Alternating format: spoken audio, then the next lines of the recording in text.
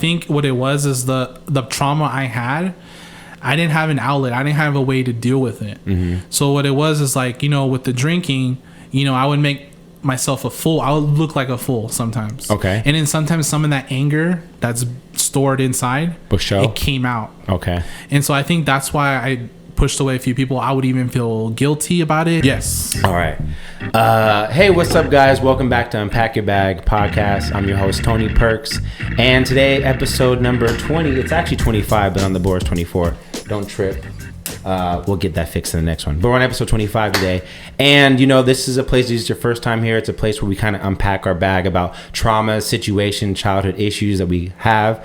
We can kind of unpack it and figure out what to do with it. Because there's so many times in society as men, we don't really have a voice or somewhere to something to speak about because it's kind of like taboo. So this is a safe place for us to speak, unpack it, and kind of see what we can do with the traumas that we had to be better whole human beings. But today, I have a guest of mine, is actually a coworker of mine. We met a couple years, maybe like a year and a half, 2 years ago. And he's been on this journey of self-development. And I really want to have him on the podcast because I know he has a lot he's learned from.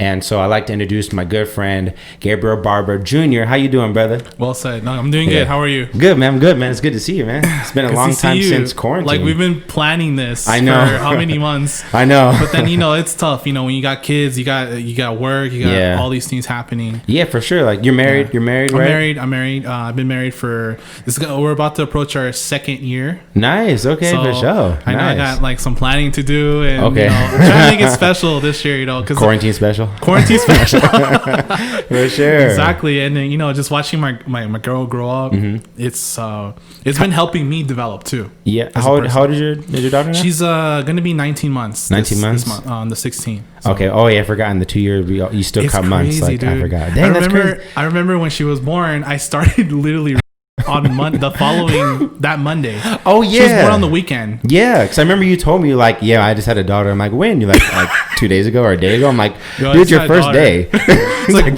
what are you doing here? It was. But at the time, I was thinking about the opportunity. Yeah, for sure. The new job. Yeah, I was just like, dude, I cannot. You can't pass on this. Yeah, for sure. I wasn't either. Like, I feel you. So I would do the same thing you did. Like, that's what this job. Remember? He was. I love. Yeah, I know. Well, just for sake of not being sued, we can't use anybody's name technically, so we'll stay. But people, we'll converse about the people or things and stuff, but we can't use names. Okay. Yeah, just to be on the safe side.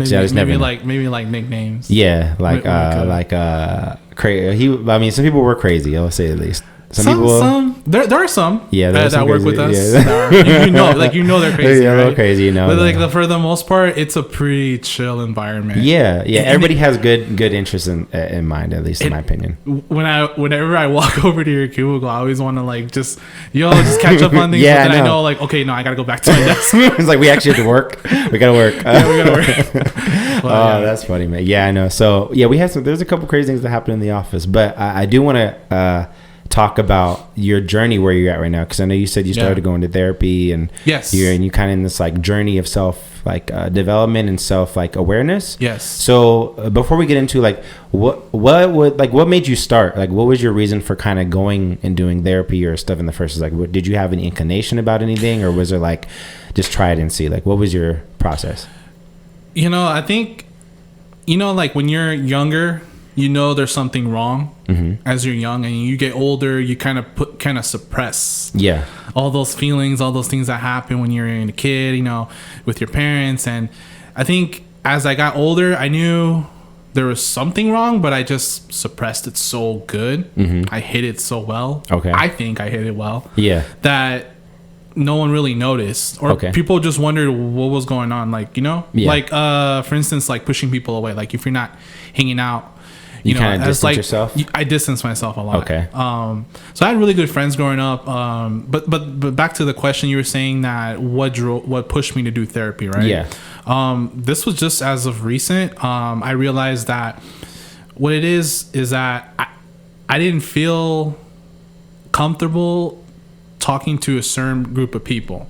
Okay. And instead of saying that, I'll be more specific. It's my family. Okay. So living with, my current family, which I consider, they're like my family now. Now I call them mom and dad. It was so hard to even call my in-laws like mom and dad. I don't know why. Okay. Or even my sisters, but because I feel I'm very guarded. Okay. I'm a guarded person. I don't just let someone into my life like. Okay. I guess I'm not too trusting. Okay. Well, anyways, okay. So what led me to do therapy was a few times, my father, he drinks. Okay. He's I would say he's like an alcoholic. Mm-hmm. So the problem with that is he never really admitted to us or really sought out help. Okay, so it's kind of just like something you guys had to deal with, essentially. Yeah, we just deal with it, and my mom deals with it on a daily basis. And I had been living with them, until I was like in my middle 20s. I moved out. I lived out on my own for a year. Mm-hmm. It felt good to move away. Mm-hmm. But I knew also like, man, I could have just done this a long time ago. Yeah. Why did I do that, Okay. But anyways, but as of late, I've been feeling really good. Remember we talked at the office about I was studying for the TEAS test. Yeah. Remember I mentioned it? So I was working on that. I got a good grade. I got a good score on it. Mm-hmm. Felt I was feeling pretty good. I was, starting to apply for schools. My life at that point, this was like months ago. It was feeling pretty good. Yeah, you felt like pretty good, confident. Like you didn't feel like there's any issues in your life at that point, essentially. Exactly. Okay. But then it comes back when I see my parents. They come over. They don't come over too often. Okay. And I've always wondered, like, why don't you guys come over? Mm-hmm. Like, see Aaliyah. Like, see your. Yeah, like see your granddaughter. I'm sorry I said her name, but it's okay. It's your daughter. It's okay. See your daughter. Yeah. I mean, your granddaughter. Because I feel like, because we live with our in-laws, my in-laws get to see her every day. That's a blessing, for them and for us because we have their help. So I was wondering, like, what's going on? Like, I keep telling them. I even told my parents, like, look, if you guys even need a ride to come here, we'll get you an Uber or whatever. Yeah, like we'll pay for it. Just come. Yeah, just come. Okay. Oh, do they live far? Or like something? Like, are they like really far away? So we're in the valley. Okay. Both of us. Okay, so everyone's like within roughly 30 minutes of each other. More like okay. Exactly. All right. So I heard that my dad was drinking again, and it upset me because he had just got treatment for his liver problem. Okay. He had some things going on. So long story short, what it is every time we see them, it's always an issue. It's always drama. Basically. I got you. Okay. So, it's like with me and you, like when we come over and see each other, we're just trying to hang out. We're just trying to talk, have fun, have a good time. Right. Just like how it should be when you go see your family members. Obviously, there's going to be problems, but it's the same problem. Yeah. Okay. You know what I mean? Okay. So I realized that this was affecting me. Mm-hmm. And it was affecting my work. It was affecting my thinking process. It was making me kind of angry towards my own, wife. Okay. So just from like the traumas that you're dealing with from like your family and stuff. Yeah. Okay. It's really deep rooted. So it's something that it's been really tough for me to talk about. Okay. But then now I feel really, really good right now because I feel like telling the truth, it relieves you of that kind of pain. Yeah. It's like this big weight off your shoulders. And I've been also I've been going to RCIA, which is Rights of the Christians Inductions of Adults. Okay. Is it like a church? Yeah, I'm going to Catholic Church, St. Didicus. Oh, nice. Okay. Us. Okay. And we go every Thursday because I'm trying to get on my 3 sacraments. Mm-hmm. Well, I have technically my baptism. Okay. But I don't have my communion and confirmation. Okay. So what Brother Johnny is doing, he's teaching us about the faith, teaching us about God. He's building us up right now. Yeah, so right now, I don't really know too much. I've been doing it for about a month. Okay. So you're still like a newbie, like, really new to it. Okay. Yeah. So I just got my Bible. Okay. I've been, praying. Right. I've been doing things that I typically have not done. Okay. Since I was probably a little kid. Okay. So what was it? What do you think was the catalyst for actually deciding I need therapy? Like, what was your mindset when you decided I think I need to go see somebody? Like, how did you get to that point? When I would see my parents and they talk about a problem that they're having at home with a specific person. Okay. I won't mention his name, but that's obviously... Yeah, okay. It's my sibling. Okay. My sibling. And, after they leave, I notice, like, I think about it. Okay. It'll be on your mind still? It's on my mind. Okay. It's on my mind. Like, I'll even think about it the next day. and the next day. And it's like, so when it would linger. It lingers. Okay. Yeah. So I figured, I told my wife, like, I think I need to see therapy. And she's like, well, if you want to do it, I support you, what all good wives would say, they have your back and say, well, I'm for it for you. She even said, I think I need therapy. Okay. Like herself or you? Yeah. It's that bad that, it affects also my wife. Oh yeah, most definitely. It's like, and then I said, okay, I'm going to look into it. And so I called, behavioral health and everything. I found a therapist. This therapist at first told me she couldn't see me because she was all booked up. Okay. But I had picked her out because I went through a few people. Okay. And now I'm seeing her, and she found me. Thank God she found me a spot on Saturdays. Okay. In the morning, so it's perfect because I'm off. Yeah, so you can actually do it. Okay. Yeah, I can actually do it, but it's in the morning. I know it's during the time when my wife's coming back from work. But I mean, since I've been doing it, I've learned to just accept that, there are things and people you cannot change. Yeah, 100%. And I feel like my whole life I've been trying to change someone else. Okay. So I've been trying to change people. People or exactly, people, because it's something it's ingrained in you that you try to control. It even affected me in my relationships too. Did you find that happening to you, like when you're a younger kid, like, or like even in your early adult, people were trying to control you or something? Was that like something that I felt controlled as a kid because I feel like maybe I wasn't as free as my other friends were, because I really didn't get to experience life until social life until I was out of high school. Once I got my own job, then it was like, okay, now you got to experience the social stuff. Like I got a car, I got some money. Like I'm gonna go crazy. Exactly. And that's what happened. I can relate. Not literally going crazy. No, but you kind of went a little wild, like more than the average person would have. Exactly. At that point. Okay. And there's a lot of experiences I had lacked prior to that. Okay. So maybe I wasn't really ready to experience those full on. Right. You kind of jumped in too quick. Yeah. Like drinking. Yeah. For instance, I was doing underage drinking. Okay. I mean, it's a common thing. Yeah. I did too. 18 and started drinking. Yeah. But it's because you just want to try things. Yeah, for sure. And I was so desperate to get out there and just go experience life. You know, and I do everything I could to just avoid being home. Okay, because you just tired of it being there, like tired of being in the control, tired of any drama that was going on. You just like, I just want to go do me, be free, drinks, whatever it is I want to do. And not hang out. Just hang out. Even just hanging out, wasting time. Yeah, okay. But I noticed with school, it affected school obviously because I never took school that serious. Okay. And I didn't know I had like a problem with anxiety because my therapist actually told me that you have things that I consider someone with having social anxiety suffers from. Okay. Social anxiety? Like social anxiety. Okay. So what social anxiety is, in case nobody knows, is you're not feeling comfortable with yourself being, like, for instance, if you're around people and it's too many people, you may feel kind of like uncomfortable, like uneasy, like you look like you're just trying to chill, but you're just observing. You're not really engaging. Yeah. So what I would do is I would drink to engage. So once you have, you gotta come like, I'm cool. Once you have a few drinks in it's a lot easier to talk to people. Yeah. You notice, like, because everyone, I feel like, before it was like, you got to get on our level. Yeah. You got to get on our level. And I'd get on that level really quick. Yeah. The peer pressure. And I feel like I was very, vulnerable to that, peer pressure. Okay.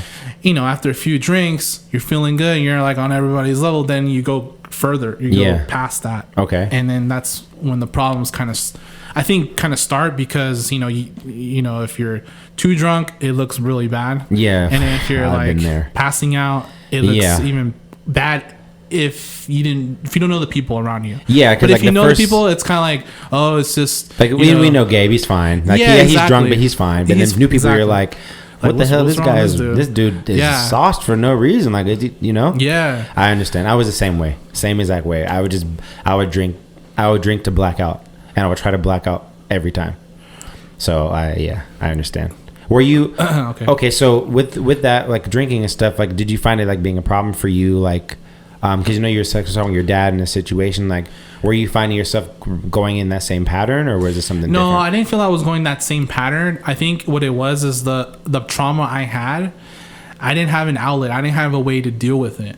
So what it was is like, with the drinking, I would make myself a fool. I would look like a fool sometimes. Okay. And then sometimes some of that anger that's stored inside, it came out. Okay. And so I think that's why I pushed away a few people. I would even feel guilty about it because I would try to remember what happened. Say, oh, I did this.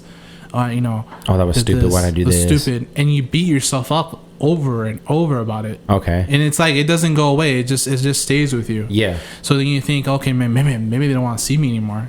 So you kind of self-sabotage it, essentially. It's self-sabotage. Okay. And then I also got into smoking. So I would smoke weed. At first, my friend would. He would always say, "Come on, man, just do it. Like it's. I feel like you'll really benefit from it." Okay. But it was like I did it, and then it was like I smoked it. I was like, "Go, I don't like this. It's like I don't like this at all." Oh, really? Okay. Yeah, I feel like kind of paranoid. Oh yeah. Okay. Like, and if someone has anxiety already, I can. Okay. Exactly. It was like anxiety, and then it was like, no, I don't really like this. But then every time I would see this friend, he would always be like, "Come on, like, to smoke." I'm like, yeah. So all right. I'll just do it. Yeah. Because peer pressure against. I don't say no. Yeah, for sure. Okay, I don't understand. Have it's hard for you to say no? I try to avoid conflict. Dude, okay, that's interesting. I'm the same way. I'm the same way. So I try to avoid conflict as much as possible. Even to this day, it's I'm working on it. It's uneasy. Yeah. I don't want to. Why do you think you avoid conflict? Because I'll tell you mine. I'm curious to hear what do you think? Well, it's because of when I was younger. I'd always be afraid to say things to my dad. My dad would snap at my mom, and he'd snap at us, or me and my brother would get into fights. Not even fights. Like we'd be just like playing around, horsing around, just and then he'd come home and just start beating on us. Oh, I see. Because just trying to it's like it's kind of like your old school fashion whoopings that you get when you're younger, but then there was more behind it because it wasn't just like it's not like your parents like soberly hitting you because they're trying to teach you a lesson. It was like taking it too far. They're taking it too far because they either are under the influence or maybe they're just angry. They're trying to take out their anger on you. It felt traumatizing, to be quite honest. Okay, I understand. And it was even so bad that I remember, I always bring this up, I don't know, because this was like in middle school, but I got whipped pretty bad all over my body. My dad even suggested I don't go to school. Oh, because it was like that bad? Like he was like kind of like, oh shoot, like this is pretty bad. And so I said, okay, I won't go to school. Yeah. Like, but I was the kind of person to isolate myself because the way I dealt with my pain was to just not like stuff it. It's like you just don't even deal with it. I don't talk back. I don't do any of that. And so the conflict thing was maybe like a learned behavior because when any conflict could be essentially like a fight, essentially like where you would get beat up or hurt, or like it was a real big event if there was conflict. Essentially, if there was conflict, anything would be like huge. Yeah, it would be big. So you kind of program yourself maybe to like avoid conflict because you don't want it to be huge. I would try to look very serious all the time. Okay. Kind of like I'm hard or something like a like I don't have any emotions. Like I don't smile. Yeah. I wouldn't smile a lot. Smile right now. I can smile. It's easy now. Yeah. I also had I was really self-conscious about my teeth because my teeth were crooked. Really? Yeah. It's it's interesting because like meeting you like prior before knowing any of this stuff, like I did not even know I didn't catch it. Like I didn't like maybe like our demeanor was different, but like I would have never thought you had like these type of thoughts, like that you were like in your head like, oh my teeth crooked, or like, and that's what I'm realizing weird, now is like, that's crazy. What it is when I tell people, and I'm talking about people that are close to me, not just anybody, but they're like, really? Because you masked it so well. Yeah, just the other day I spoke to my aunt and my mom came over. Okay. And my cousin, she's like my youngest cousin from my aunt, and they came over. They wanted to see Aaliyah. I confessed to her a little bit about what we were going through as kids, because apparently our family doesn't discuss their problems to each other. Apparently, they don't know what's going on. It's just like oblivious. Like, we don't have problems. We have problems. There's problems. They like to keep it private. Like, oh, so like that's it's just like kind of tucked away. It's private, isn't like you don't really discuss it. But then private. I was like looking at her like, really? Like, you didn't know about my parents' marital problems? You didn't know about how I wasn't. You didn't. I know you question why I wouldn't come over. Because I stopped wanting to see my family, my own close family. I stopped seeing them. So it kind of like everybody was like just pushed away, everybody kind of thing. Yeah, like nobody. I would rather be home playing games, playing Counter-Strike. Got you. Okay. I was like, you guys go. I'm good. I'll stay home. I'll play. I understand. Okay. I always try to make it seem like I'm good. But even though you're really like not good, but you're just like you don't want to even have to address it. I understand. Exactly, because I think what it is when you're with family, it comes out. Oh yeah, for sure. It comes out because I think maybe they might ask you something, something personal. It might come out. And they might be like, "Oh," it's like I didn't want to be family because I knew my family wasn't really tight knit. They weren't really. In my interpretation, I don't think our family. I feel like our family is like a broken family. Okay, but it just stuck together because my mom chose to keep it together. So how does that in relation to like your wife's family? Like, because obviously you live together. So I remember I used to talk to you about it. I used to make all these complaints about it. I would always complain to my wife about, I don't want to be here. Like, like let's just move out. Like, I would. I don't know. It was just so for me. For me, it's not that they're weird. It was weird for you though, like because my wife's family is strong. They're a strong family. Yeah.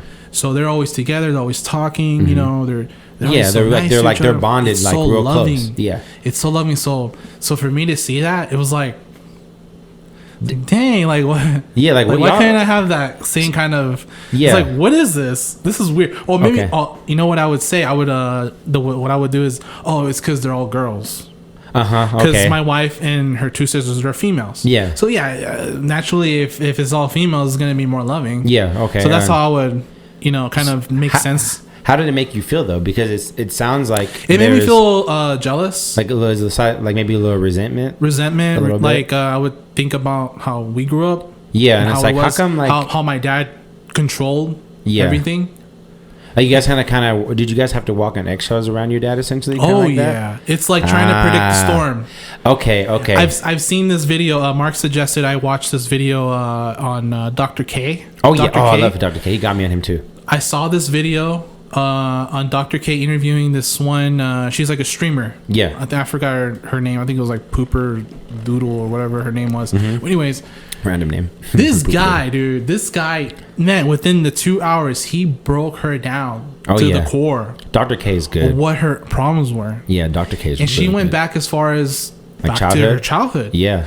And it's crazy because like when we talk about our problems, we only tell each other on the surface of things. Yeah. We don't really say, well, really, it's because like I have had a lot of childhood trauma. Yeah, and like low-key, I had some traumatic situations, and I'm kind of broken in some part. As a man, it's hard. It's hard to say those things. Yeah. It's so I don't know why I feel so embarrassed. Because it's like a chip at your manhood. It feels like you know, and especially if you weren't raised to have a discussion about stuff, it's kind of like you're inexperienced to know how to resolve conflict with words. Exactly. And I can say with me, I went through that same thing with the conflict. I just found this out maybe like a week or two ago that I avoid conflict, and I think the reason why is because the way I was raised. Like I have a disabled brother, and like he can be aggressive, and like we all kind of like didn't want to mess up the day. So like even though we had an episode, you broke up your stuff or whatever, you can't really be mad because one, he's a mental issue, and then two, it's like you can't really reason with him because he's mentally delayed as well with mental illness. So it was like every conflict we have always end up being into like a physical fight. So like in my head I internalized conflict as physical fighting. So every time I would want to have a conflict, that's how you would resolve it. Yeah, because my go-to is like I can just fight and get down and it's over. But in my head I'm like, if any conflict in my head can go there at any point. So I just like exactly don't have conflict because I don't want to fight because I have too much to lose. So don't even address anything. Put it at just conflict. I'm fine. I'm cool. Stuff it and go. Like don't worry about it. So I feel you on the conflict part because it's hard to address when you don't have the skills. And similar to kind of your brother and his disability, I felt the same kind of distance with my brother because he wouldn't just listen to anything I had to say. Okay. And a lot of times, you know, I would get really upset with how he would address my mom. Okay. You know, like, my mom is, she's a good person. She's my mom. Yeah. You know, I love her. I respect her. But whenever there's disrespect thrown at her, I take that very personally. For sure. I mean, it's your mom. Yeah, I get that. And it would just confuse me all throughout these years is that why he chose to lash out at her. I never understood it. Okay. But then I just, you know, now that I've been, you know, doing therapy, I've been, you know, doing my gratitude journal. I've been, you know, writing down my thoughts, things that I'm grateful for. Yeah. And just kind of reflecting. I think, you know what? He just learned everything from my father. So his way, because he's the outspoken one. Okay. His way is to just like crush it.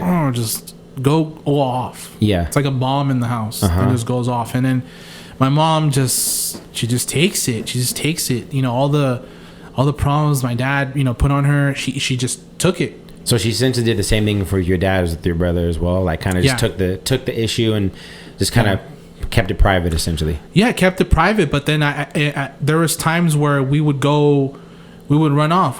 She'd be like, oh, let's go. Because I'm tired of this. And we leave, we go see her family, stay there for a few days. My dad comes back and it's all.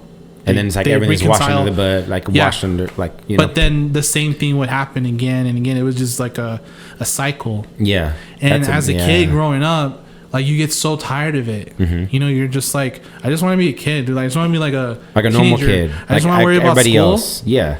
Hanging out with my friends, like.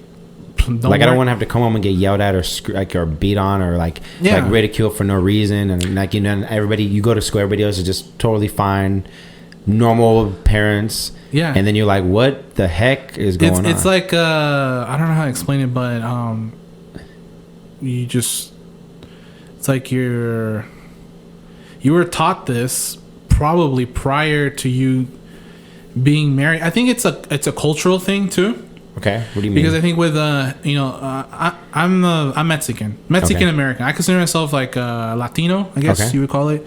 And then my parents are actually born and raised in Mexico. So are you like a first generation essentially? I'm a first generation. Okay, got it. Understand. So, you know, their childhood was probably a lot different from mine from a cultural standpoint because they grew up around a lot of siblings. Okay. So me, it was just my brother. Right. It's not really not a big family like that. Like, okay. Yeah, we have a big family.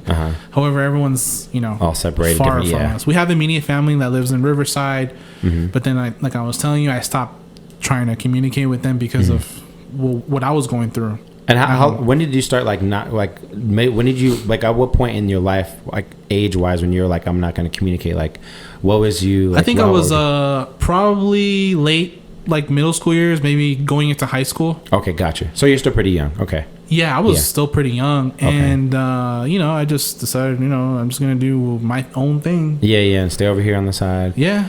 So how was the problems you had in your childhood manifested in your relationship, like with your wife or with her family, like, or with your daughter? Has it interfered with that at all? Anger? Yeah, a lot of anger comes up. You know. If you know, baby does something bad, or you're just trying to like keep her safe, but then you start kind of going off and saying, "Oh, don't do this," and I was like, oh, "That's not right," you know. It's like, she's just a little kid, you know. Yeah, like she doesn't really understand. So it's hard to keep those emotions under check. And then also with my wife, you know, I do a lot of blaming. I blame her for a lot of things. Okay. It's like similar to how my dad always blames my mom for everything. I see. Learn behavior. And I do this. Learn behavior. It's like, oh, you know, I do this because you. It's like he made any excuse to drink. He'd be like, oh, could you tell me not to just to drink one? I'm gonna drink another. Oh, it's like he found an excuse for every reason to drink. So he was just going to drink, but then justify it by having an excuse for, like, even if it was a retarded excuse, or excuse me, not retarded, but like a stupid, invalid reason. In his head, he somehow justified it. Yes. Okay. And he still does this. Okay. And so you find yourself doing that too, to some degree, like stuff. Okay. Like anything that I do wrong, I'd blame it on her, or I'll blame someone else. I see. So you weren't taking accountability. Exactly. And that's something that our coworker taught me. You know, like, look, man, just from here on out, like, just be accountable. Be, I forgot own it. Just own the shit. Pretty much own it. Just know you have to get better. Yeah. And I think from then on, I was like, okay, you know, I'm willing to learn. Let's see. I asked him for advice. He showed me some things. Mm-hmm. Once I had my system, I was flying, dude. I was flying. Yeah. I was like, wow, like this is it. This is it. Like this is like taking accountability. Like you know, you realize you did something wrong. Don't be quick to point the finger. Yeah. Own it. Like just own it. And then that's what I've been learning this past year. Is it as hard as you thought it would be to own stuff? Because like before it was like blame somebody else because you're kind of, you know, I'm assuming to some degree protecting your ego probably or your pride, or like protecting it's somebody else's fault, right? So is it as hard as you thought it would be to like take accountability and say I messed up? It was hard. It was really hard at the beginning because you know, I'd be like, well, but they did this and it's like this. It's them. What about that? And I would. It's like it's an argument. Yeah, that could just be totally avoided. It's just like an unnecessary argument, and it's just like I don't know, just why everything's happening now the way it is. I think it's just God trying to guide me through this. I really feel like it's His divine presence that's actually helping me. Okay, let's get back on track now. Yeah, you've been over here. Let's get you down to the straight and narrow. Let's work on your problems. Yeah. So that's what I've been doing. You know, it's crazy. Everything's just been falling into place. Really? As of late. You know, I found this school. You know, it's a pretty cool school. You know, I'm going. It's super expensive. Yeah. But I mean, the how do you say it? The like it's expensive, but then like you think about the future. You think about your kid. You're thinking about want to get a house one day. Want to do things. You know, want to go farther into your career. You know, I'm happy being where I'm at, but I know I can do more. Yeah, for sure. So that's what it is. It's that feeling that's always been inside me that I can do more. Like I can go beyond this. Like this is cool. This is nice. This is fine, but there's more I can do. There's more I can provide for my family. So I didn't mention this, but a few years back, I think this was like in 2011, I went to West Coast University. Oh yeah, I never really told anybody about this because I was so ashamed of this. Okay. I went to school there. You know, things were going great. I was in nursing school. You know, I met a great group of people, but then I stopped keeping up with my studying. Okay.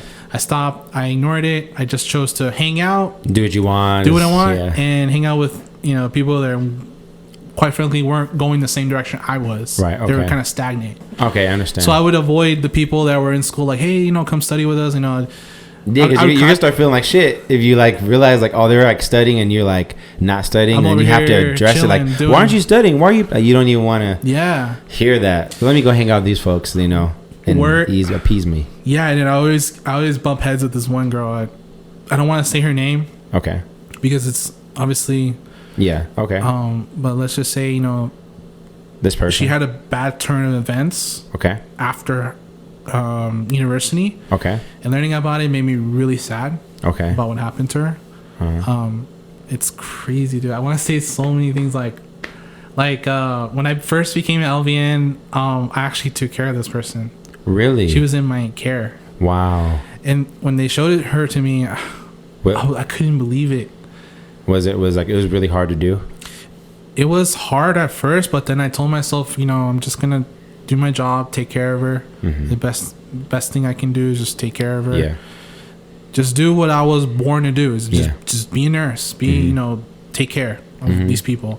And she was one of those people, and I took care of. And this was a person that, we didn't get along. But I blame myself for not getting along with her because I was a knucklehead. I was like a really proud, egotistical person in college. I was always like, oh man, I gotta study. This sucks. I would always be the complainer out of the group, and everyone else was more like they're focused. Like dude, think about it. This is a lot of money. Yeah, like don't waste this because it's money. Is like you put a lot of money in this. Yeah. So it's so weird because once I started kind of drifting away from that group, that's when everything kind of went downhill. Oh, wow. Me. And it all started with mental health.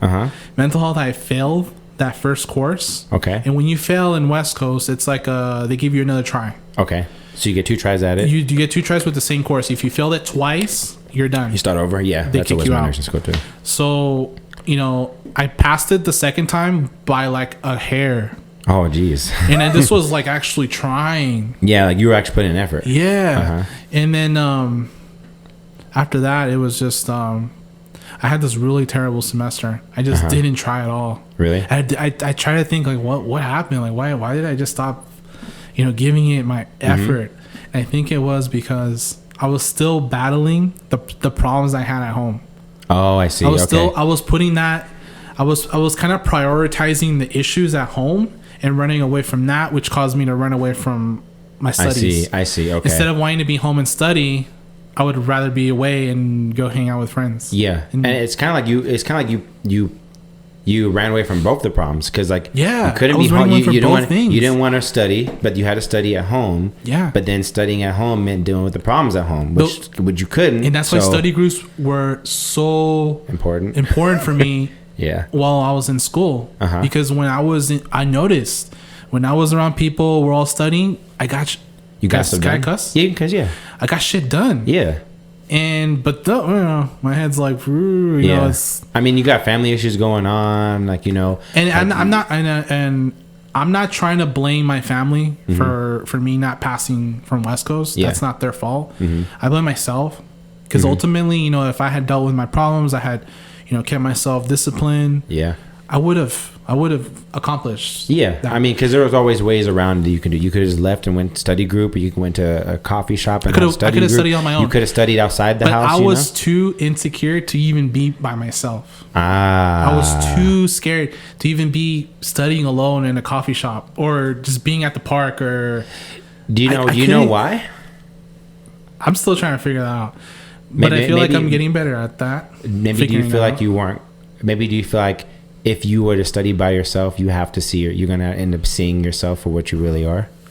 I think there's a little bit of that because also, when you're studying or you're reading anything, your mind kind of drifts off. Yeah. Like at first you're so into it and then you're like, okay, after a while it's like, you start thinking about what's really good tomorrow to eat? That sounds good. And then wow, this, and then all of a sudden, have you had prayers like that? Comes back. Have you had prayers like that where you start to pray like, God, thank you, Lord, for this, and then what am I gonna do tomorrow? No. Yes. And then all of a sudden it's like, how am I 10 minutes?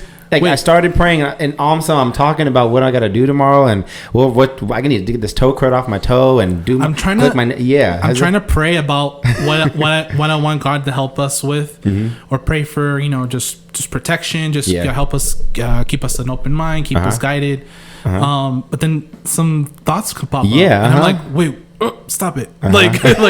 Go back. All right, sorry. And then again, drift. Go back. It's crazy, dude. And I think that has to go. Those thoughts that come in, and some of those thoughts are not always good. There can be bad thoughts that come into your head, and then now all of a sudden you're battling with those thoughts. Instead of even praying, you're just battling thoughts that are crazy. You're like, what? Or you're making things up, and almost seemingly like as if it's real. Yeah, and then. I think that was my issue, is being alone with myself and actually thinking and trying to meditate. I think meditation is something I'm trying to work at because I've heard it's very beneficial. I've never really. You haven't really tapped into it yet, like that. Tapped into it, yeah. I tried it, but then it's just so weird. For me. Because I realize it's hard to focus when it's hard to focus your brain on something. They usually clear your mind, and then they usually have you think on one thing or just watch your mind, but it's hard because your mind wants to go. It's tell your mind, don't think of a blue elephant. You automatically think of a blue elephant, even if you don't think about it. Don't think about something else. Instant, and it just wants to keep coming back. So when meditation, it's hard for me as well. But I think what it is much needed because your day to day, you're thinking of all these things. You're looking at your phone, you're dealing with problems at home, whatever it is, just doing all these things, and you need that time to sit down and just let it all just go away for a quick second. You have to reorganize, I think, your thinking. I think that's what I'm learning. So did you find yourself running away from yourself? Is that like drinking and stuff and smoking and not spending time alone? And I had a real issue with smoking. That was the biggest problem. Even though it gave you more anxiety and paranoia, but it was still kind of like a... after a while, it became such a habit that It was normal, but then I would still get some anxiety attacks. Something. Oh, really? Like I would trip out. Yeah, I try to keep it together, you know, like see, like, oh, yeah. It's like, dude, you're freaking out inside. You're like, I'm good. You're like, but inside your heart is palpitating. Yeah, same thing to me every time. This happens like legitimately every time I've ever tried to smoke with people. Yeah. I would get paranoid to the point like I didn't know what to say, how to interact. I was very insecure. And I just didn't know the right thing to say, or if they're saying a joke, should I laugh? Should I not laugh? Should I appease their conscience? How do I look? Am I looking crazy right now? When is a good time to smile? Like all these thoughts get in your head. Or like, and I'm like, what am I tripping on? But then if I'm by myself, these thoughts are just with me, and I'm fine. But anybody else is like, oh. And it's crazy because like I watched the Joe Rogan podcast a lot. Okay. And I know he likes to do it for the same reasons that he likes to trip out. Yeah, he likes to feel anxious because he says he likes to battle that monster. But for me, I'm just like, dude, I can't do it. I'm cool with them. I don't need that monster in my life. I'm good. I'm exactly. That's too much. It's like, how are you that disciplined that you can actually fight this anxiety and come at him and say, whoa, it's like I feel like I was dying there, but you know, it feels good to be back to normal. I'm not that guy. I'm not the guy. I'm not that guy. Like, I'm just like, no, I don't want to feel this. God damn it, why did I smoke? Like this is horrible. And I got to sit through this for how long now? How long am I going to be stuck like this? I know. It was just, I don't know. I can understand. And then, you know, quitting was so hard. It still is. I still feel like, you know, I try not to put too much pressure on myself. I've been clean. So, you know, I haven't been smoking. I'm listening to my therapist, not smoking, not even drinking. Mm-hmm. She even suggested that I don't drink because there are triggers you're going to realize throughout your life that are going to make you feel like, I want to go smoke. Yeah. Or you want to drink like, or you get that nostalgic feeling of, oh man, it'd be nice to just go smoking, just not deal with my shit right now. Yeah, just not deal with it, or just go hang out with this guy, or hit up this buddy that you haven't hit up in like God knows how long, and just to smoke. Yeah, and it's like it got to the point where that's all I was seeking. Wow, it's just that. Wow, it's like so did your wife or wife's family like see any of this or notice this, or was this kind of normal? I hid it from everyone. Wow. With my parents, it became really difficult to hide it. They ended up finding out. Okay. But then I remember how upset my mom was about it. Really? Okay. Yeah, she got really torn up about it. She was crying. Mm-hmm. Oh my God, I can't believe you're doing this to me. And I was just like, yeah, I know. I was just like, I'm sorry. Like, I can't stop. I'm sorry, but I'm not sorry. I would lie to her and tell her, you know what, I'm going to stop. Mm-hmm. Even though you didn't even plan on it. Even though I didn't plan on it. And I didn't know a way to stop. I didn't think I had a way to stop. Yeah. Did you think you had a problem with it at all? Yeah, definitely. I think I had a problem with it because after the West Coast, you know, I was just floating around. I worked at Best Buy for a few years, and I just felt like, dude, what the hell? Where am I going? Yeah. I knew I didn't want to further my career in Best Buy. Yeah, I worked in the mobile phone business there, and it was fun working with the guys. But you know, I would always come into work. Sometimes I would be kind of high. I'd just be like in my own world, and I'd have an attitude. I wouldn't be very friendly to people. Really?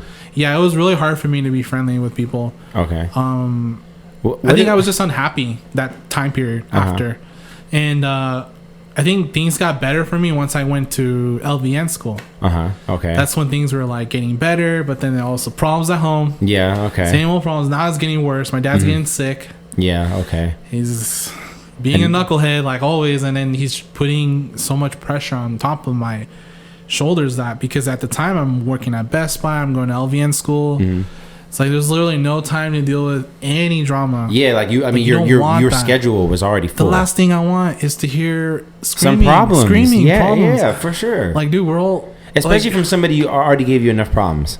Yes. It's like, this is the last person I need problems from. Maybe somebody else, like maybe, but you. It got to the point. No. It got to the point where my dad was telling me, "Yo, you need to stop going to school. You need to pay the bills around here." Wow. Like I had to overcompensate what I was paying for at the house because my brother refused to work. My dad was sick, so he couldn't work. So I was just like, it's just me and my mom trying to pay for this big old apartment. So I mean, you had a lot on your shoulders. Like, it sounds like, you know, you definitely were put on more than you can chew, and also like it was nothing that you even asked for. No. I wasn't calling for it. Yeah. Did you I wasn't trying to like start problems with my mom, my dad. I was just focused on my school, my work, and then my whatever social life I had after that. But it was my girlfriend. My wife was my girlfriend at the time. Mm-hmm. Most of my other time was spent with her, so I think they might have felt resentment because I didn't spend enough time at home. Yeah, but you also like. But at the same time, they could have just said, "Okay, well, he's really busy. Yeah. He can't really be home that much." Yeah, but I notice with like family and close friends, like it's like I think it's called the herd mentality. But then when they see you a certain way in a certain position, they kind of want you to stay in that position as the way they see you. So like when you start deviating and going into like a higher level of thinking or a higher elevation that they're not used to, they kind of like want to bring you back to where they know you and they're comfortable with. So that could have been a reason. I think it could have been because my dad always talks about regrets of like, oh, I could have been this, I could have been a doctor, I could have been all of these things. I could have been all. It's like, okay, Dad, all right. Well, you could have done it, but you didn't. At the end of the day, like that. I mean, that's the reality. Is we can all say that, but that's a overcompensating mechanism to keep you like, oh, I could have done it, so I'm fine. But it's like, but you didn't, so. Like the reality of it. It sucks to hear. It doesn't seem like you're truly happy when you talk about the past, and you regret all these things because it makes me feel like, okay, you're not really happy, and I'm seeing you still do the same thing, right? So and then you're gonna give me advice on what to do. It's like, well, if you're not that happy, maybe And then also, I felt like, man, I wish if I had, I don't like thinking about it, but I feel like if my dad had been sober or didn't have a problem with drinking, I feel like our family would have been so much different. And then I actually have done my own research. I looked up alcoholic families, and there's actual there's a system. It's like a system. I would call it a system, or maybe it's just like I don't know how to explain it. It's like everyone takes a certain role. Like you kind of everyone kind of takes like a character trait overcompensating for the individual. Yeah, something like that. Yeah. So it's all surrounded on the person with the problem, whoever is either a drug addict or alcoholic. It's all the same thing. The spouse will typically be the one to enable that person, because normally what will happen is anybody these days, like, they get divorced over anything. Yeah, because at the end of the day, everyone is anyone can do whatever they want in this society. Women nowadays can do almost essentially anything a man can do these days. So I think my mom, having not had any opportunity to seek out work or not knowing where to go, that fear that my dad placed on her kept her staying with him all those years. So it wasn't like a marriage. It was like a happy marriage. It wasn't because we suffered. Was like, it was just like we're just here kind of have a necessity kind of thing, but not because like of a necessity. Else, just like trying to survive. Yeah, and we had to survive, and we had to tolerate this. Yeah. So I see. So I think that mentality affected us because we I mean, I didn't move out the house till like I was 25, 26. I don't know. I don't remember the years. But you were also still like helping for bills and stuff, so you kind of like needed to be there to some degree. Not at the beginning. At the beginning, it was more like my dad made good money. He was he's like the breadwinner of the family, so he made good enough money to provide for everyone. Right. So it wasn't necessary for me to of course I could have helped. Yeah, but you didn't have to at that point. I didn't have to, and my dad made it clear to me that, look, we're happy to help you with school or whatever, and you don't have to pay any bills. Just finish school. Okay. So obviously, finishing school was a difficult thing for me because obviously it took me how long? I've been in LVN for 4 or 5 years now. I think this is my 5th year going on. And did you finish? I mean, you finished. At least I did something. You know. And I was so proud of that. I was so happy that I'm a nurse. I'm doing it. But then all that trauma is still there. Well, anyways, as we got, I think it wasn't until we moved from our old apartment to the new one, that's when I started paying bills. Okay, gotcha. When we moved to a bigger place where now my brother and I, we didn't share a room anymore. Before we were sharing a room for like the longest. So that's when I was paying bills, and then I noticed I was paying even more now than versus me just living on my own. So then that's when I made the decision. You know what? I'm not dealing with this bullshit anymore. Yeah. I'm a nurse already. It's like I can get out now. I can get out. Yeah. And I got me a little studio, and I was happy. Dude, I had freedom. Yeah. But again, I was hiding. Yeah. I was hiding. So your freedom was, let me go here and tuck away so no one really knows what's going on, kind of thing. Yeah, but I still invite friends to come over. But nobody really wanted to come over because it was like one of those busy streets that I lived on. Oh, so there's no parking ever. Okay. There's no parking, so it was impossible for anyone to really hang out like all the time like that easily. I'd always try to maybe find a spot on the street, maybe park there and give them my spot. Oh, okay. That's how we made it work. Yeah. Jeez. For friends to come over. And my girlfriend obviously always came over. Yeah. It's not like I was a loner, but most of the time I was alone. Yeah. I mean, I mean, you only had a couple people you really associated with. But I would hide the smoking. I would hide the smoking from my parents. Okay. And it would get to the point where like they would come over like randomly, and I wouldn't answer. Because really? I was just you're like, high. Heck no, like, I can't do this right now. No, I can't. Your mind's like, I can't do this. Like, I don't want to deal with this. Like, it's too much. It's too much to be high and then deal with any potential drama or anything. Them coming over and finding out. It's just too big of a deal to. Yeah, so I would keep it all like. That was avoiding conflict too. See, avoiding conflict. Yeah. Instead of just manning up and saying, "Hey, I smoke." I smoke. You can do it or you can't. Like, I'm sorry. This is your son. But I wasn't ready to deal with that. Yeah. Because I know how my mom would react. The same way she reacts with my dad. Yeah, for sure. She'll break down. She'll yell. She'll say, "Why are you doing this?" You feel guilty. See, this is all your fault because she'll blame my dad. So they better just keep blaming each other. It's your fault. What's your fault? It's like, see, I told you to control how much you drink, and this is the result. Now I'm drinking now because you told me not to drink, and that's not fair. So I'm gonna drink to show you that I could drink.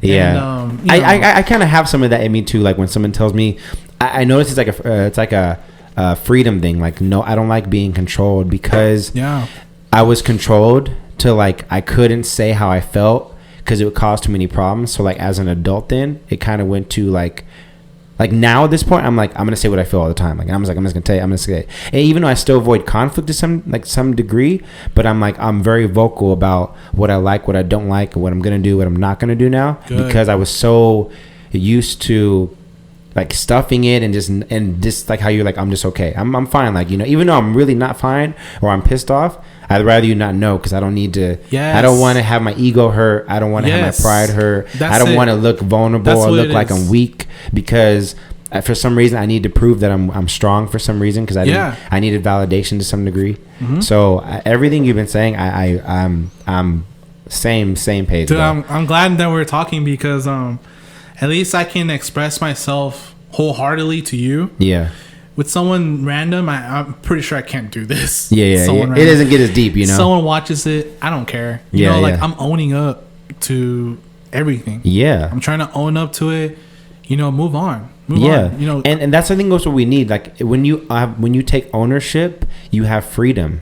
You get freedom from it. Like it's like the thing you're avoiding is the thing that will set you free the easiest and make you feel the best. But it sounded so worse before. But when you do, you're like, I feel good now. Like I finally got it off. I got it off my chest. That's how it feels.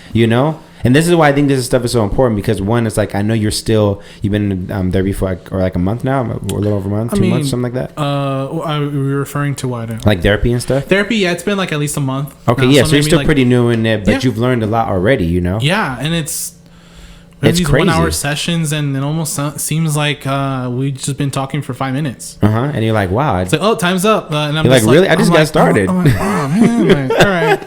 Hey, bye. Yeah. Talk to you next week. I was thinking about doing therapy. I had therapy when I was a kid. When I was like, I think like my brother did too. Yeah, I had because we had like family therapy and stuff. But I didn't really get it. I was just a kid, But I've been wanting to do therapy now, just because like I know there's like issues that I still have that I haven't identified yet. Like me and my wife, we talk every day, like, and we like unpack our bag all the time with each other. Like that's my safe zone. She's my safe zone for sure. I've told her the worst things about me, the best thing.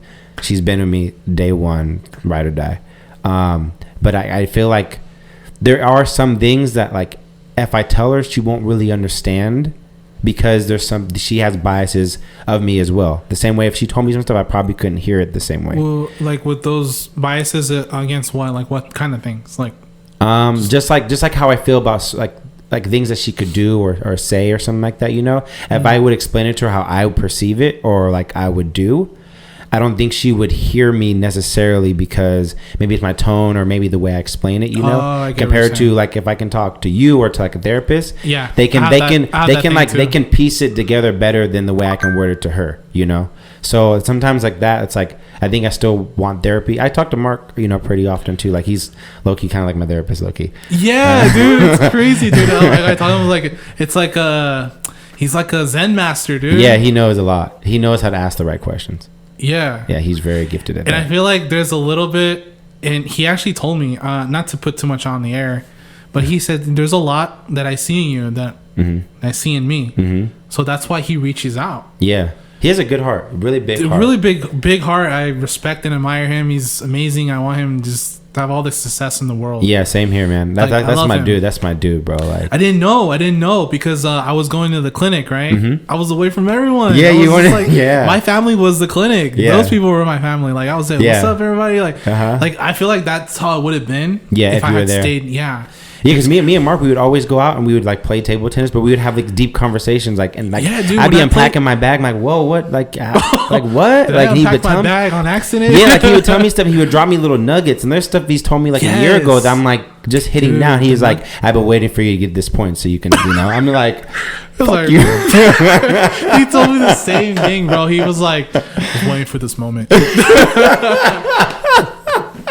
I knew you weren't ready. Like really, bro? Like really? Like okay. No, he's very. I think he's very inquisitive, and he knows. Like I think he has a lot of knowledge in like figuring out people and what the real root. He knows how to get to the root of stuff. And one thing I learned from him, he's encountered it from what I've talked to him about. He's gone through that journey on his own as well as with, you know, someone else. I won't say who it was. For sure. But I think having gone through it a few times has definitely influenced him to want to help others. Yeah, because I didn't. It's funny because he doesn't. When you look at him, just like at first, you would never think that he has all this in him. You know, just at first, like I'm just like, oh, I'm a regular dude, like whatever, you know. And then like he has all these like philosophies and ways and looking at stuff, and you know, and one thing I do like the biggest thing I would take away from Mark that I got was that he would not let me bullshit. That's the one thing he didn't do. Dude. That's the one thing for sure. There's one thing for sure. He called me and I was like, he called me out. One time because he called me out because we were trying to hang out a few times, and every time I would kind of bail at the last minute for whatever reason, you know. And then one day we were gonna hang out, and then he was like, I bailed. He's like, you know, the only time we actually hung out was when, you know, you called me to do something that was on your schedule, but every time I've hit you up, you know, and you say you want to hang out, you always bail, you know. And honestly, I was like, nah, what do you mean? Like I had stuff to do, you know? But he was like, no, honestly, like you've only came to hang out one time when it was the thing you wanted to do. But anytime you've always bailed. And I was like, he's like, I'm not mad at you or nothing like that. I'm just telling you, like, it's kind of hypocritical for you to say you hate when people bail on you, but then every time you make a plan and then bail at the last minute. And I'm like, you know what? I was like, ooh, and I was like, that's what we need to learn as people. Yeah. Call people friends, family out on their bullshit. Yeah, dude. Like when I've been guilty of this. I've done this a lot. I would bullshit people. I say I just can't. Didn't see my phone. Or it's like no. But low key, I'm very sensitive to people bailing out on me. Yeah, so me when too. I do it to other people, I don't really. I have justifications about it. I have justified why it's okay. Like, well, I didn't bail on them. Like, that had this and this is more important. I didn't keep my word, but it's okay because whatever reason. Yeah, sorry, I was too busy. Yeah, but he called me out. And I mean, at first, I'm not going to lie, the initial side of me was like, what the hell you think? Like, nah, like, you think you're going to call me out? But I immediately was like, we had enough rapport to think like, okay, he obviously is telling me something that's more than likely it's true, or like maybe I'm just justifying it. And then so once he said it to me and I was in the break room, I'm like, damn, like honestly, I have nothing to say, but you're right. And like I never saw it that way. I never saw that the things I was like upset with other people about that I was doing actually, and then making excuses for it, even though I hate when people do it to me. Yes. You know? So what it is making the effort. Having friends is not always easy. Just chilling, hanging out. Like the friends that I had, we're just hanging out. Doing nothing. Yeah. So having good friends, you're going to have to put in some effort into keeping those friends, because what happens is you start drifting away from friends because you don't want to make the effort to see them. And as we get older, you kind of reflect and you think, man, like what happened? What happened? Like we could have just kept it, we could have kept it strong, and we would have gone far. As friends, I think it's better to look at friendships like family. I know your other guest was talking about it. Something about like how he has a small family, and that he considers friends like family. It should be like that. That's how I look at it. It makes sense. I mean, I was adopted too, so like for me, like friends, when I consider you like a brother, it's in my head you're like actually like we're never gonna be apart again. Like I mean, we may have some distance, but we're always gonna be connected now. But there's a lot of people that don't think like that. I know, which is crazy. There's a lot of people. They're like, no, we're just like, we're cool. We're cool. But there's like a boundary there. But I think everyone knows if a friend's, everyone can tell who's their close friend, who's not, who's just an acquaintance. Those good friends, it's like you're with your wife, right? You have to make all these. You have to make effort for sure to keep the relationship strong. Yeah, it has to be both sided. It has to be both sided. It can't be one sided. It can't be just my wife doing everything for me. I have to do half of the work. It's got to be like you have even. to. There's so many middle. There has to be some middle ground where you're both. In the middle. Coming and to. You know where I learned this? Where? From her parents. I learned this from them. Whose parents? Your wife's? My wife's parents. Oh, okay, nice. You're gonna go through. They would give us advice. I'm like, you're gonna get angry at each other, but don't let it. Don't let it sit. They what would they tell me? They said, don't always apologize. If you feel like you're in the wrong, apologize. Don't go to sleep angry at each other. I'm a big believer in that. I think that will sabotage like a relationship quickly. And I was in a relationship like that. I go to bed angry all the time and just pissed. I mean, which it was a bad relationship anyways, but it will cause so much more division because you're sleeping in almost resentment. And then you wake up in the same anger and resentment. And then you're like, oh my. And now you like wake up and there's persons here. Nothing was solved. And you're still pissed. And now you have to go about your day. And that stuff is still there. And then it happens again and again and again. And guess what? You still got to deal with it. Yeah. Because once you guys see each other again, then comes all the built up. Like animosity and anger and stuff. But I think a good friend will be true with you. And one thing I did learn is like with Mark and stuff, I did learn that it's totally fine to have conflict because it never has to come to violence. Like conflict is totally fine. Yes, it's a normal thing and it shouldn't be. I don't think it should be cast as such a negative thing because I think it's a moment of growth. Like having someone call me out on the stuff that I honestly was doing was one of the best things I needed to hear. I don't need to always hear you're good and that was good. Someone's like, no, you really messed up. Like you kind of lied to me in my face. Like why? Isn't that crazy? And I'm like, damn, like I did, and I'm sorry. Like but once you're out, then it's like, oh, okay, I just know I need to do better. Like okay, Yep. So I think like as friends, like we need to have good friends that are willing to call you out and have conflict because I think that's where you grow the most, in that conflict moment. And having a friend that can really call you out for your BS and being able to take it when they're BSing as well, I 100% agree. I think because I had no real friends after a while, I had pushed everyone away. I felt I lacked a lot of growth between those years. It was just me and my wife. At the time, we were going through a lot of problems. Luckily, we've overcome a lot of that because we've been together for God knows how many years now, like over 10 years. It's been like oh my God, dude, it's been like over 12 years. Wow. And we've been married for 2, about to be 2. But we've been together for 12 years. Wow. So we've got some experience, bro. Well, we've like I don't know how to explain it, but we're like the first settlers that came over to. Well, they say the first settlers, right? Like Christopher Columbus came over to the New World, and I feel like we made it to like a good place right now, and I think things are good where they're at. But I know it doesn't mean that you can just relax. Yeah, it's like there's still gonna be work you got to put in. Exactly. Like I mean, it's good and sweet now, but I know like I can't just sit here and just rest in this because you know there's gonna be problems. You know, there's always gonna be problems that need to be fixed or something I can be more accountable of. And it's crazy, like the more that we dive into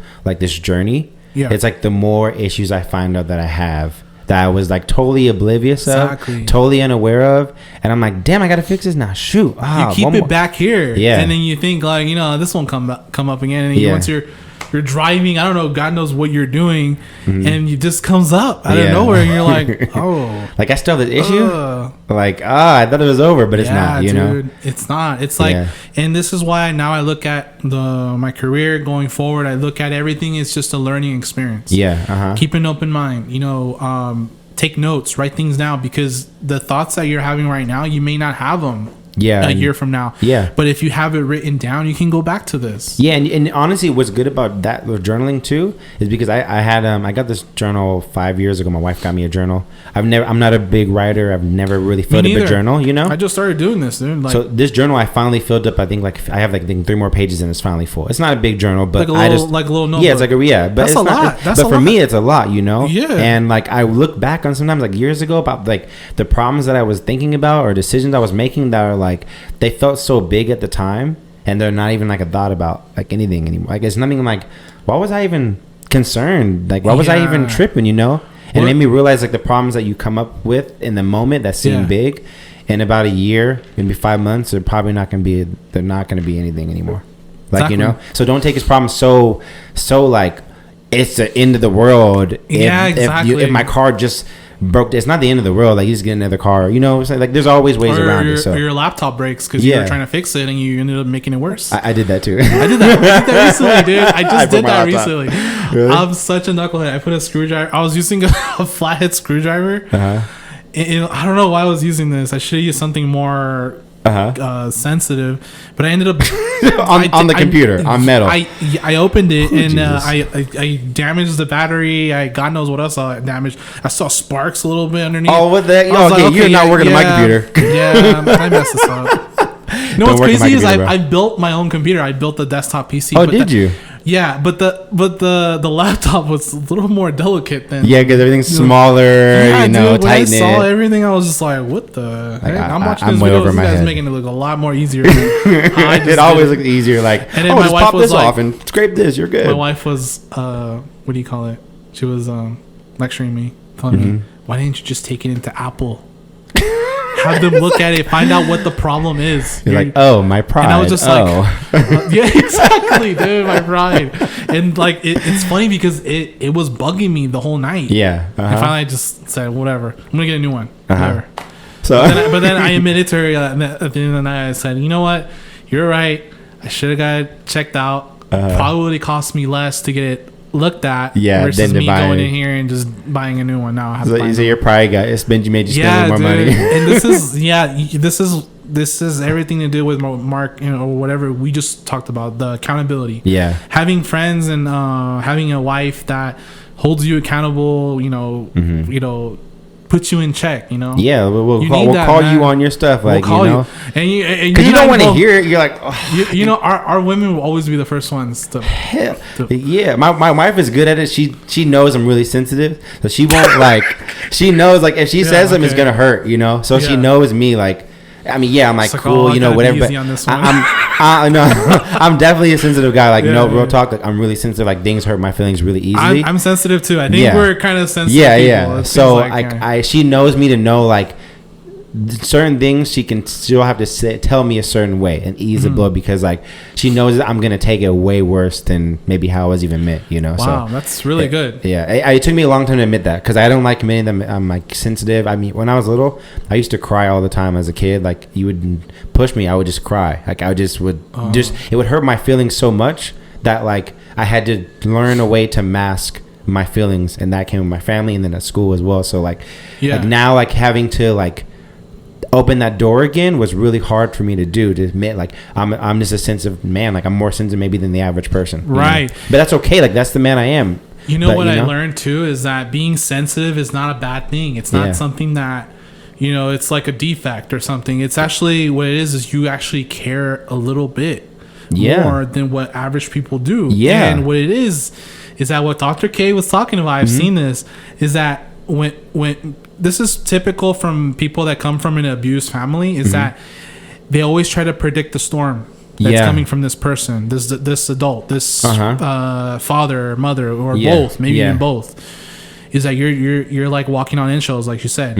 You're just trying to predict what's gonna happen, and that goes with reading faces. Like, I'm looking at you, you seem pretty cool, calm. Yeah. But if you started making like angry faces, start me mugging, like look at me, I might look like, I better. Yeah, let me back it up a minute. Back it up. Yeah, maybe just avoid the person overall. Yeah, and that was my tactic, me to avoid the person, because I don't want to have to get into a fight. Because I felt like if we were to have a disagreement, I don't want to yell that. Like I don't. I'm like, if you have a disagreement, like in my head, I'm already like, if we started like just to get in debate about something kind of emotionally, my first instinct is like, prepare yourself for battle.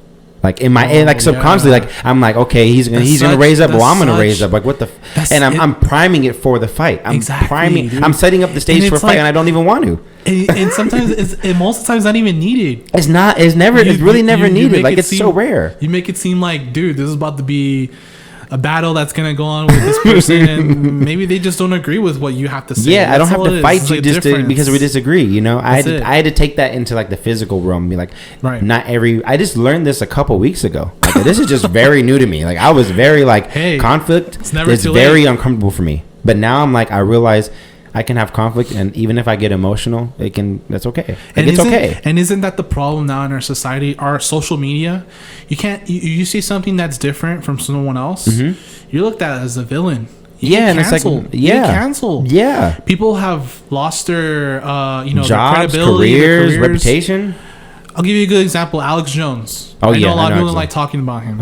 But he does expose a lot of things that's wrong with our country. And I think it's important for all of us to know what's really happening. You can't just pretend like everything is just all peaches, you know. Yeah. There's no problems. There's no child trafficking. You know that. But they do say ignorance is bliss. Like, you know, if you don't know. Yeah. I mean, to some degree, I'm too busy to deal with it, to think about it. Yeah, like, well, it's like, I don't really believe that anyways. Like, I just don't care to even consider that thought as being real, so I'm fine. And it's like, but there's issues, you know? Yeah. And that goes back to the accountability and actually, like, addressing the problems. Like, I think we got to do better when it comes to voicing the actual problem and understanding what the actual problem is, and not just the surface problem. Like, well, you drink too much, stop drinking. But then it's like, well, what's the reason for you drinking? Is the issue, not just don't just drink because you're gonna turn around and pick up something else.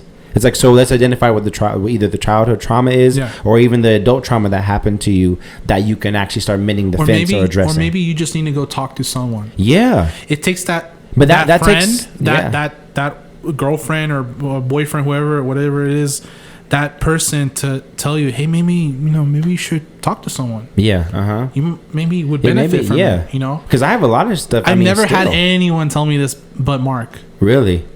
That's interesting. Wait, did Mark tell me to do this? No, he didn't tell me to do this. This was it just kind of came onto you, like maybe he was the one that told me about the CPAP. That you may need a CPAP. It seems like you're that helped you a lot, right? Yeah, dude. I used to come into the office tired after having had already a cup of coffee. I'm still tired, bro. Remember, I would just yawn. I'd be yawning. You would be tired. I'd be like, and then, I realized I did have a newborn at home. Yeah. But I mean, I was like a little more tired than I should be, and I found out like the cause. It was like I have. You're like I don't need weed. I need oxygen. Yeah. Like weed. Dude, I need air. I need this is life. Yeah, I need O2, man. I need oxygen. Dude, this is crazy. That's just one thing that he's helped me with. It's like he says, he throws little nuggets at you. He's done it for a while. Yeah, he's done it for a while. And dude, people like Mark are so rare these days. Yeah, because he's honest. I've lived how many years? I'm going to be 33 this year, and this dude comes along, and he's just a coworker. Yeah. And he's like, hey, dude, hey, work on this. Yeah. Maybe try this. Yeah. No, I mean, I've been talking to Mark for 2 years, almost 2 years now. So, March will be 2 years. So, like a year and a half. So, I've been like, all this stuff that you're like picking up on now has been like kind of not the same stuff, but like generally like having some accountability, like not being able to BS my way out of stuff, always being called out, even on my work, making me think about the solution and not just give me an answer. All this I've been doing for so long now that now it's almost to some degree second nature.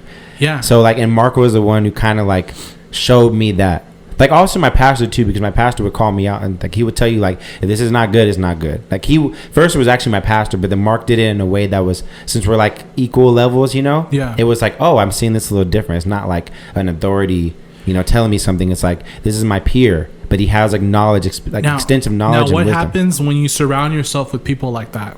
You're only gonna get way better. You're gonna get so much like the diamond in the rough. You'll be the diamond. You turn into that diamond. Yeah, you won't be the rough. You'll be the diamond. That's pressure. That's squeezing. That tightness. Yeah, the uncomfortableness will mold into like the thing that you've been trying to be this whole time. You know, man. I'll tell you, I've been lost for so long, and I feel like now I have a purpose. I know what my purpose is. You know, it's to help people.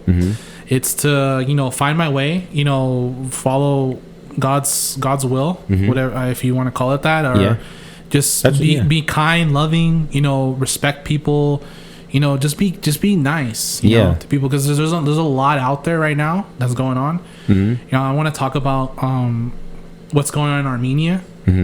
I think it's terrible because those are Christian people that are being essentially killed off over some piece of land that's been theirs for I don't know how many thousands of years they've had it, and these people are just you know, I'm not gonna talk bad about another religion, but you know, these people want what they want, and they're killing these people. I think you know what I really respect about Armenian people, even though they're living here and you know the country is all the way out there, is they still fight even here.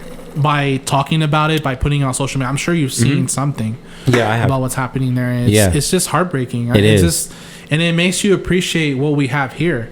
But also, even though it's not perfect, but you know, I look at the good more than the bad in my situation. It's good to do that. Because sometimes the bad can be so overwhelming that's all you think about. Now you're a negative person. And you know, with that too, like I want to bring this up because it's actually a good point. We're gonna have to wrap up in a minute, but sure.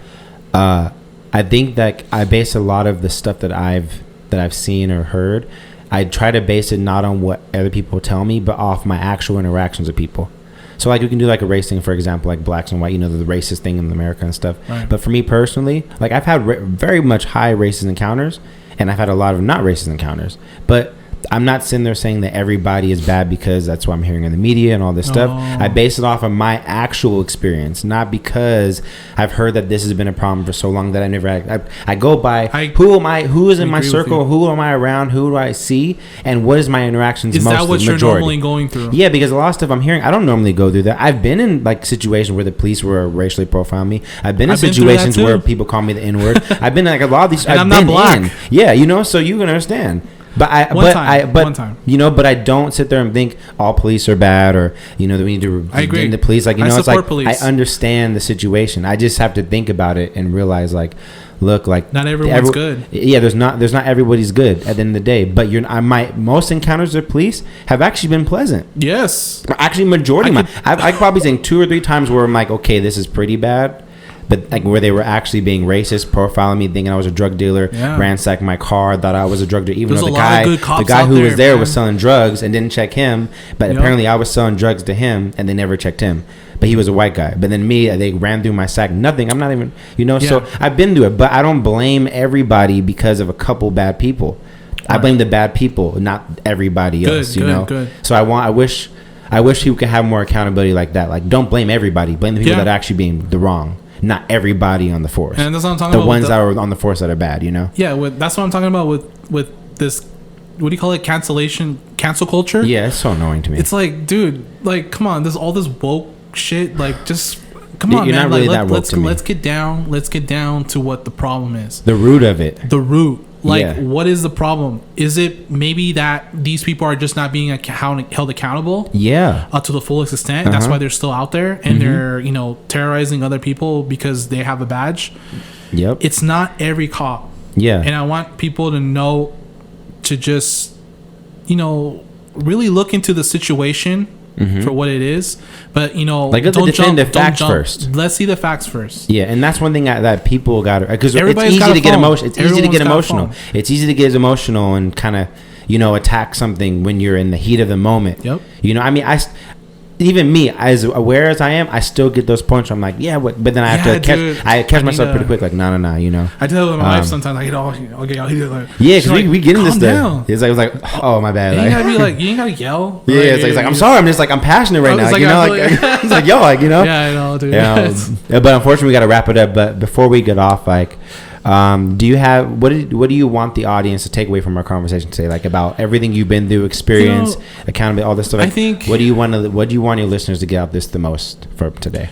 I think what you guys should get out the most from this is that don't be afraid to talk about your feelings or maybe your past. Mm-hmm. You know, let your significant other know, let your friends know. Mm-hmm. Like, I'm going through something right now. Just open up. Like, don't think it's, you know, it's just something that you can't overcome. Don't let it defeat you. Yeah. Whatever it is that you went through, you can overcome it. Yeah, no matter how bad it is. I know some of us, it's hard to fathom that we can recover from such a thing. I know I didn't suffer the worst. Yeah. I didn't have it the worst. Mm-hmm. I know that. So, you know, regardless, you know, seek out help. Help's there. Support's there. Yeah, it really is. It's there. You just got to be open to it. You got to be open to it. And don't give up on your dreams. Just keep going. Do whatever it is that you want to do in life. Don't wait till it's too late. Don't wait till you get too old and you're like, man, I wish I would have went skydiving or I don't know. That's why I push it. I push it so hard for that reason. I'm like, I try to push it. You know, and also that there's a study I was reading about, you know, when you get older and like time kind of goes faster for you.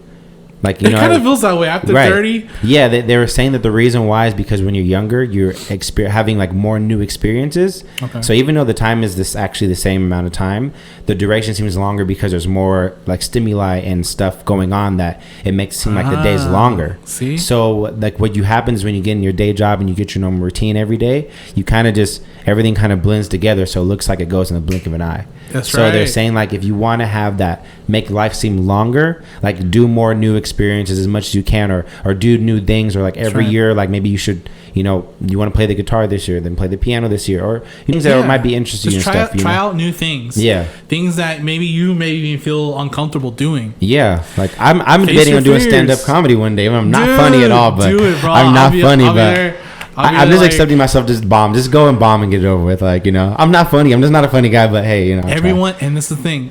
Everyone bombs. I know. So I'm like, it's okay. Like, just go. Who cares? If I try to bomb, I'll probably do better. I'd probably be scared. I will be too. I will. You know, I'll probably be terrified. I will be too. I just got over public speaking, kind of. So, you know, I'm in there. Man, we get better at that. Yeah, as we get older, we learn. You know, this ain't that bad. You know, it's not. It's not as bad as a guy who was terrified to public speak, I give church sermons and stuff, and like I'm doing a podcast. Like, I mean, this is not the like you would. I failed never public speaking in college. Really? I didn't even take it. I was too scared to even take it. Oh my gosh! So there you go.